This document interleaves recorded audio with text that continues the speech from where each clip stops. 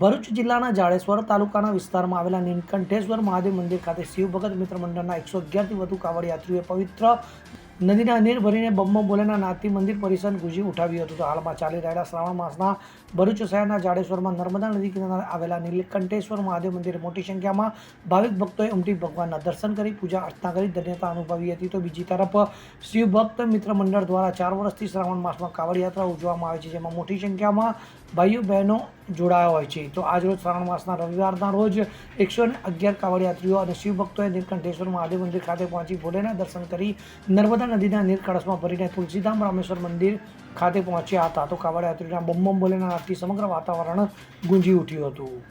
Bureau report CN24 news.